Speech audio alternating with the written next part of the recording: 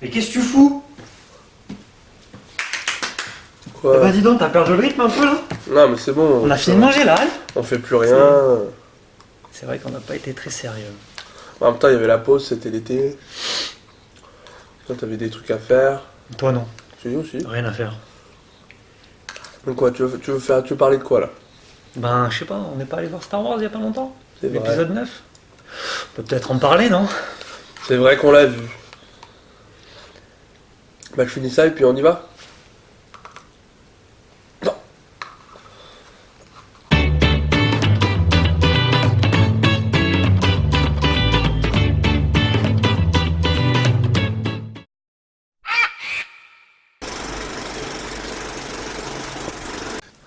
Bonjour à tous. Salut tout le monde! Donc après cette grande trêve estivale, Estival et Hivernal. mi-hivernal quoi. Voilà. Ouais. Ça fait 6 mois quasiment. on revient pour vous parler d'un film qu'on a vu récemment, que un peu tout le monde attendait. C'était l'épisode 9 Ouais, de Star Wars qui s'appelle, l'ascension de Skywalker. et non pas D comme pour certains pourraient le Ah ouais, dire. voilà.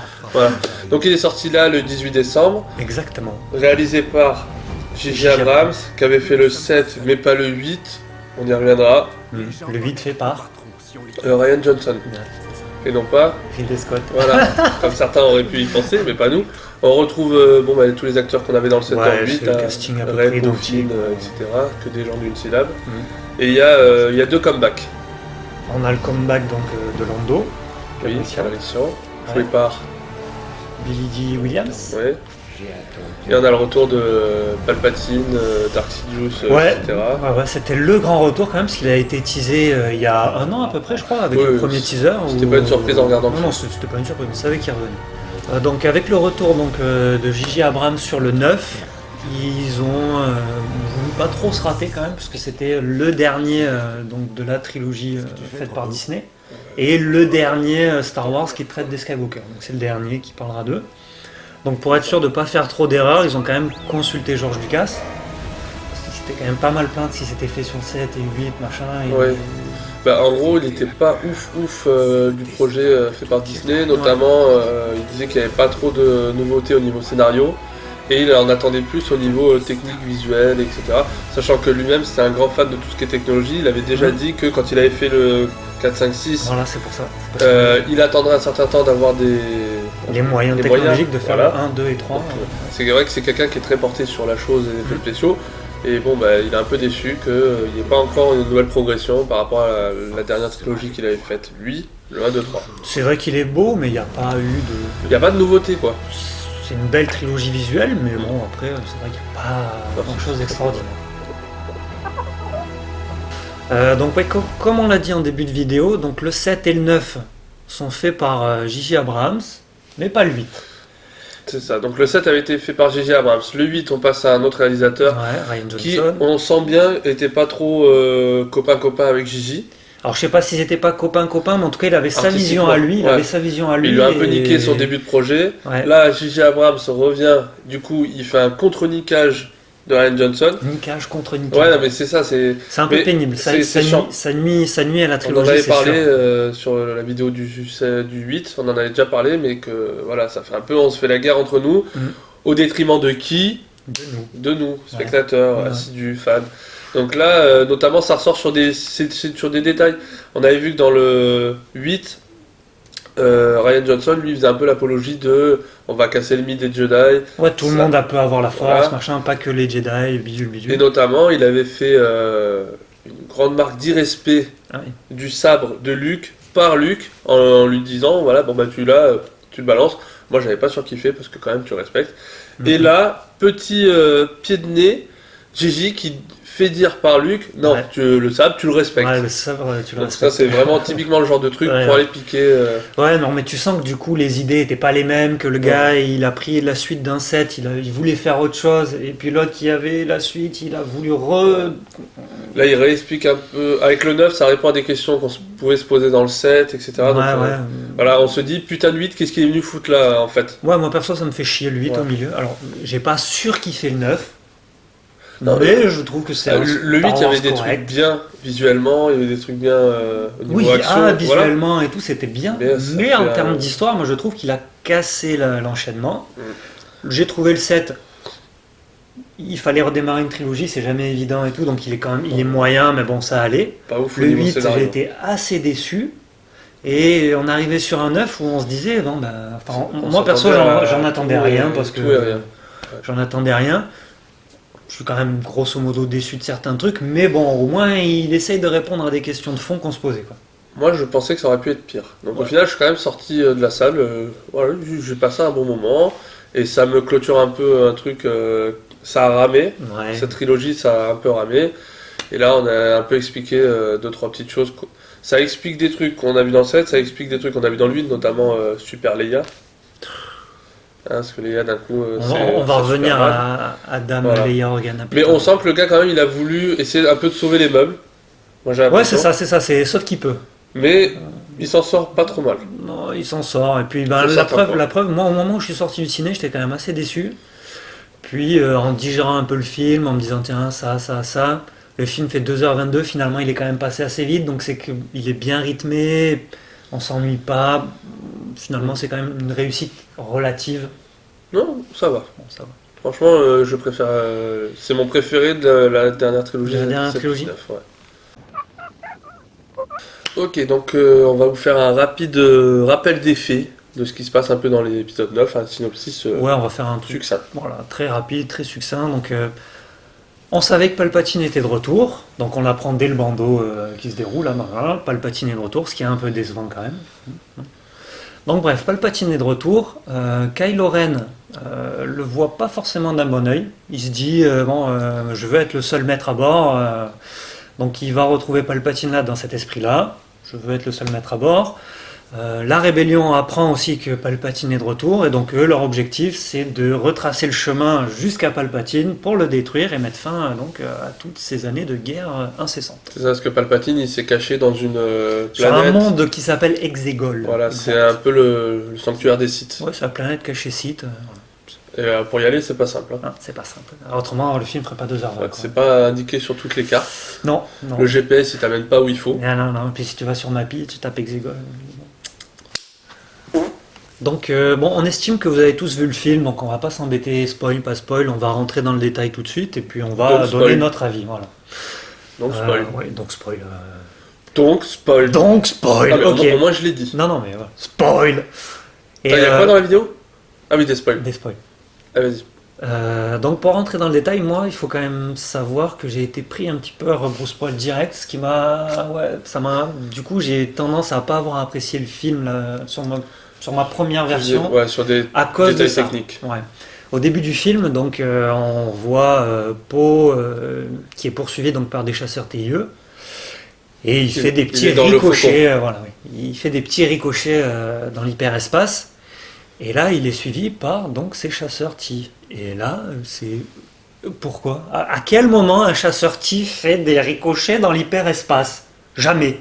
Un chasseur TIE ne fait Peut-être pas. qu'il a pris des options. Non, surtout. non. Et ne venez pas me raconter, oui, mais c'est parce qu'il suit Calme-toi. l'ouverture de l'hyperespace. Non, ça s'est jamais vu dans les Star Wars. Un chasseur TIE ne fait pas de bon hyperespace. Donc là, voilà, j'ai tout de suite fait. Qu'est-ce qui.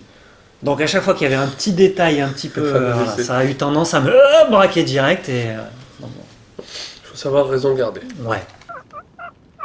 Donc nous, on va attaquer donc avec la dyade. Donc c'est le lien entre. C'est une des nouveautés. Entre Kylo et Rey, donc qui a été amorcé dans le 8 et bien Ouais. plus poussé dans celui-là. Bah, en fait, c'était quelque chose qui se passait entre eux dans le 8 et un peu dans le 7, mais là on nous l'explique. Donc on découvre qu'il existe une dyade entre les deux. Donc c'est un élément de genre de jumeau de la force. Ouais, c'est ça. Ils ont une connexion plus forte que peuvent avoir les Jedi entre eux par la force. Et, mais carrément, ils peuvent se tiens, passe-moi le sel. Je Ah ouais, c'est ça maintenant. suis à 12 par sec, mais donne-moi le sel. Et hop, ils se passent ils peuvent pif Ouais. à distance. Il se passe des objets à distance. Alors on s'en doutait un peu, comme je t'avais dit.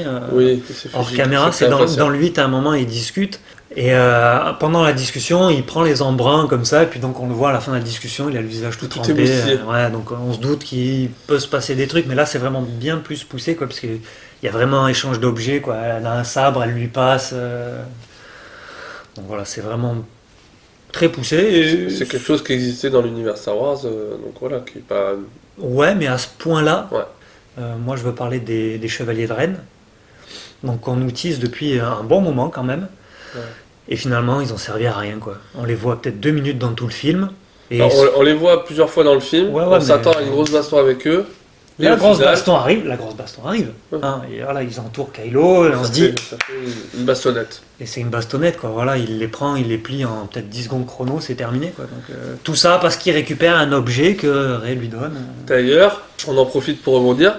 C'est vrai que c'est un truc qui a manqué un peu dans ce film par rapport à tout l'univers Star Wars.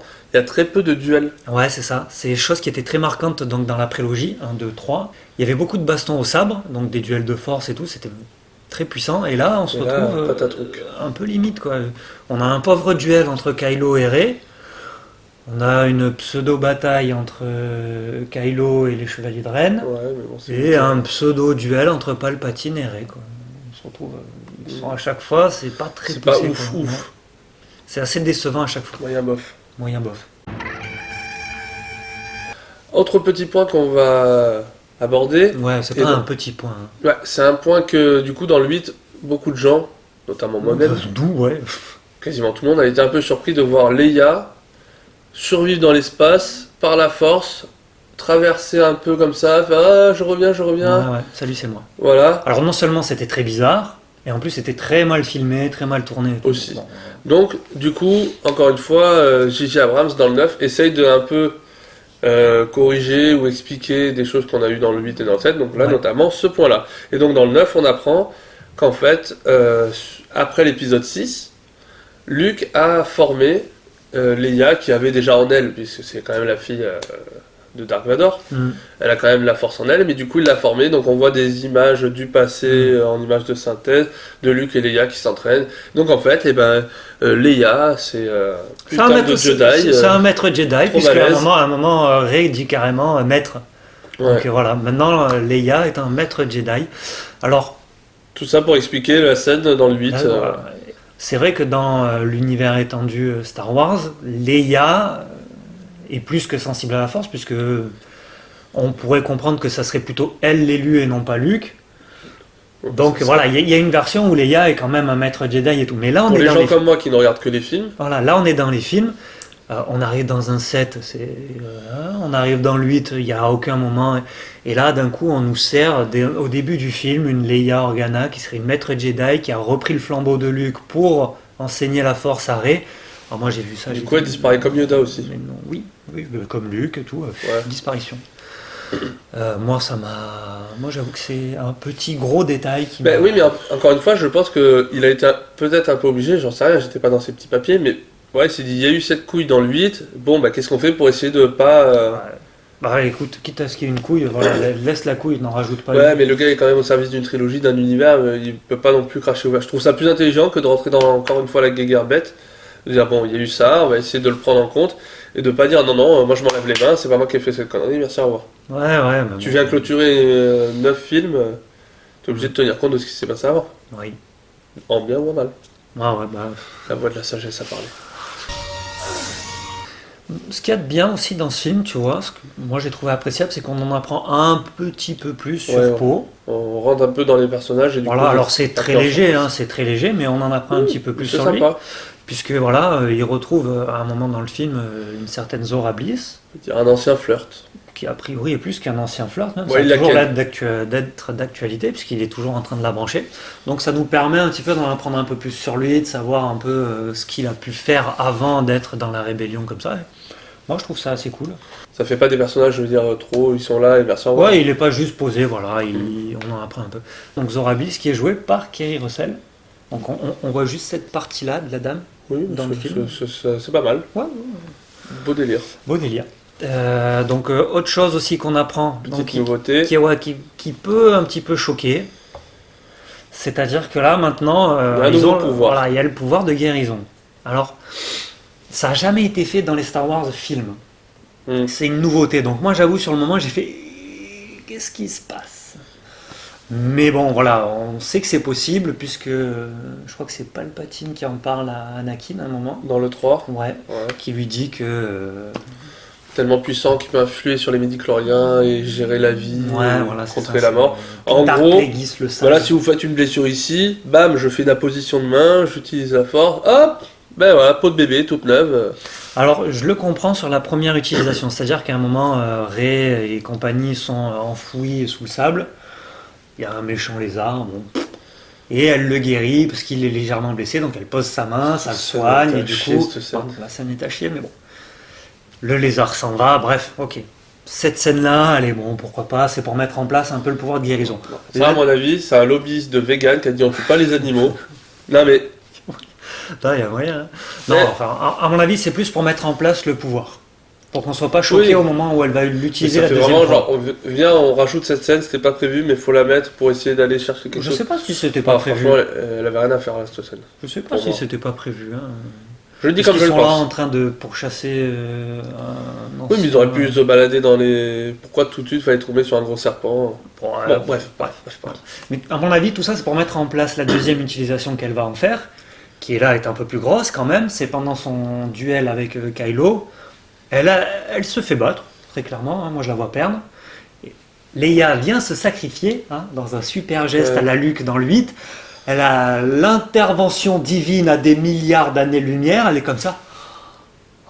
Elle parle à Kylo, du coup Kylo, il est comme ça, il s'arrête, maman. Il lâche le sabre, elle récupère son sabre à lui, elle le perfore.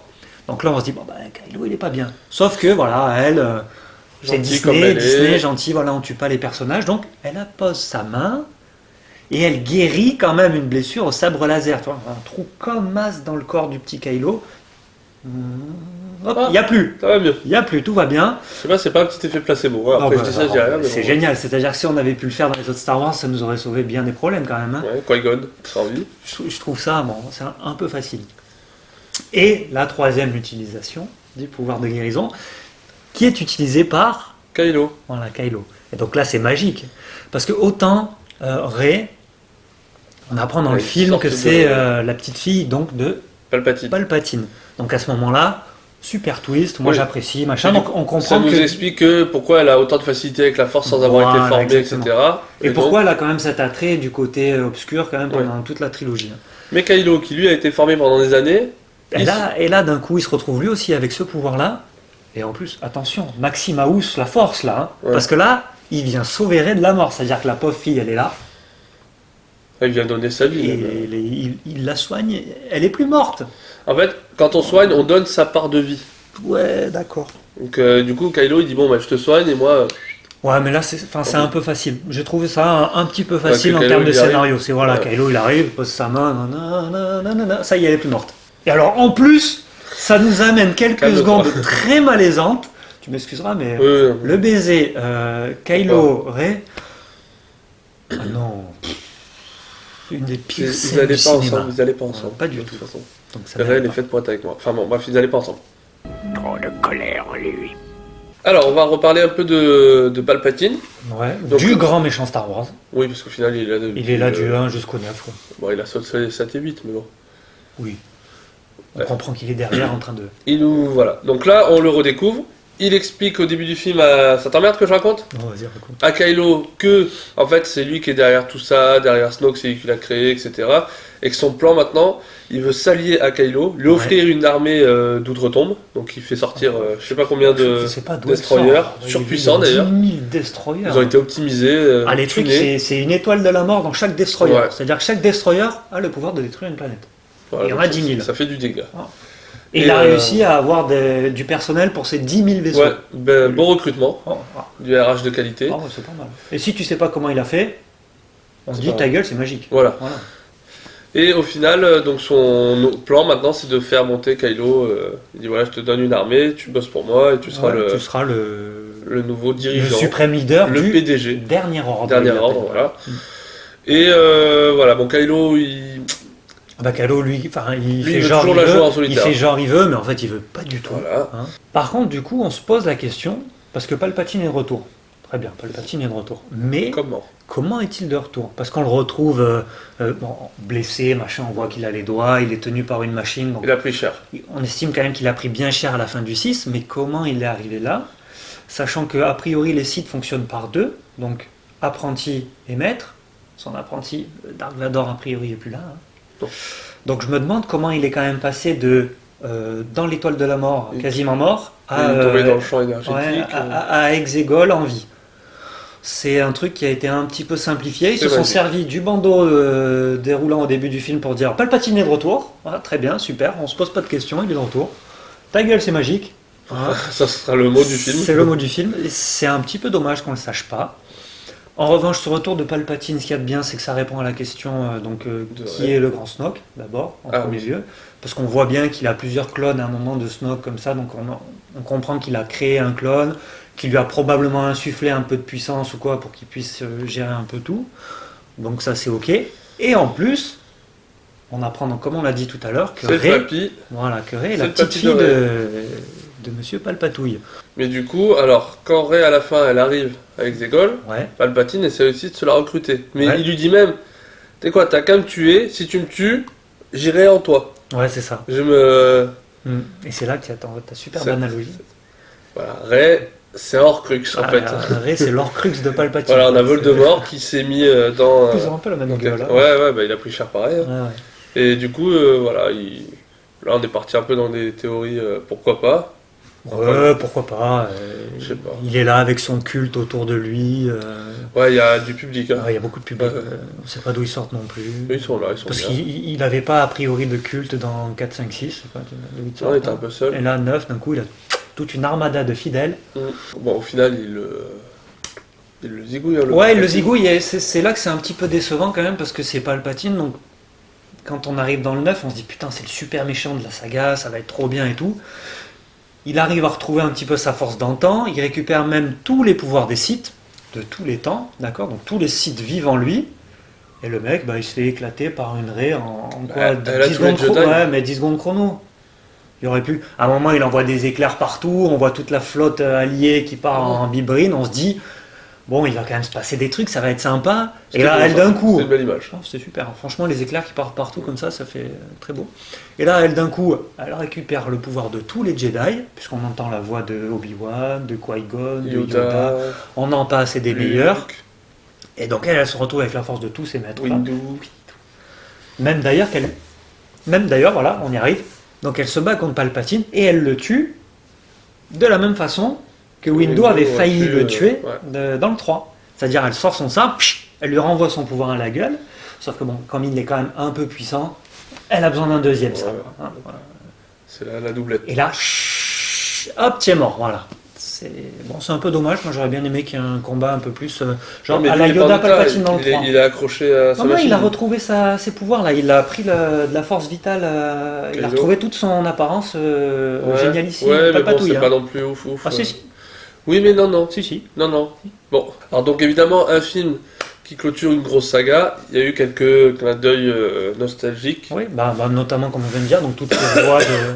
Alors donc évidemment, un film qui clôture une grosse saga, il y a eu quelques clins d'œil nostalgiques. Oui, notamment du coup, comme on vient de le dire, avec la voix de tous ces Jedi au moment où Rey récupère les pouvoirs. Ouais, et du coup, ils ont repris les voix de. Il y a Eden Christensen, Voilà, il y a c'est ça. Qui-Gon, Liam Neeson, tout ça.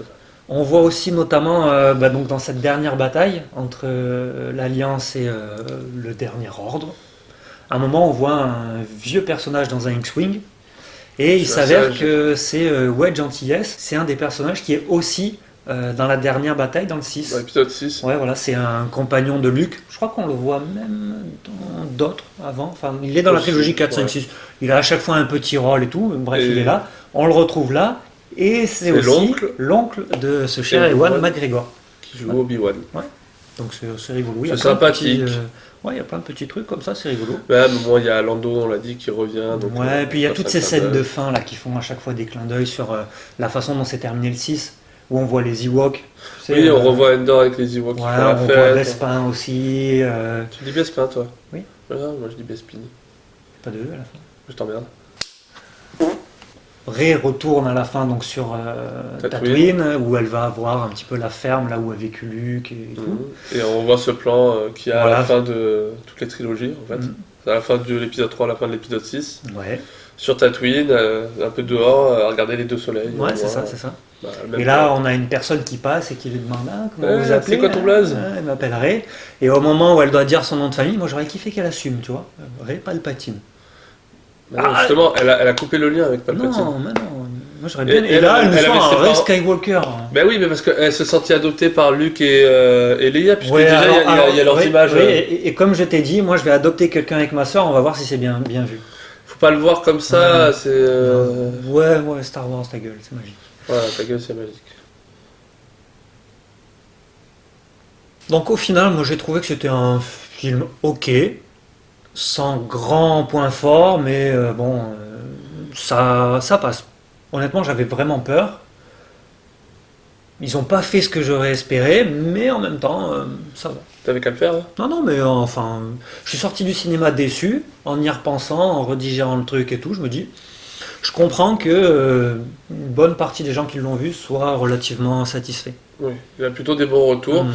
Moi, comme je vous ai déjà dit, on va dire que du 7, 8, 9, ce sera mon Ton préféré? mon moins pire, mon préféré, prenez-le comme vous voulez.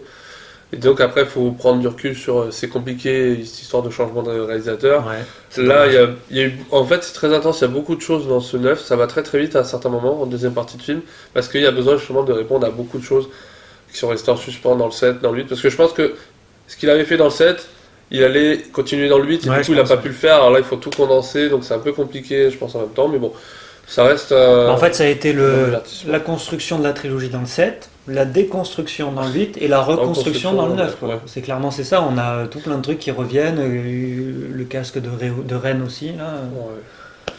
Bon. Donc c'est un peu dommage, mais on s'en a fait satisfera, bien. c'est Allez comme le ça. voir, faites-vous votre avis. Nous, en tout cas, on va essayer de continuer à reprendre un rythme de vidéo. Ouais, on va essayer d'en faire un peu plus parce que une Ah, de toutes les reprendre. 6 mois, on est quand même Bon, pas bon, sérieux. on prend notre temps. Voilà. C'est vrai. En tout cas, merci à tous de revenir nous voir. Ouais, grand merci à tous. N'oubliez pas, C'est vrai, ah ouais, t'as appréciez, oublié putain. le pouce bleu, Le l'abonnement, pouce bleu, la cloche. l'abonnement, la cloche et d'aller faire un tour sur notre Facebook. Alors Ouais. un grand merci à vous parce qu'il y a du monde qui s'est abonné sur notre Facebook pendant qu'on n'avait rien fait, donc merci. Pourquoi pas, on prend. Ouais. Donc on vous fait des gros bisous et puis à la prochaine vidéo. Et que la force soit avec vous aussi. J'ai un mauvais pressentiment. Ah, toi aussi. Ouais.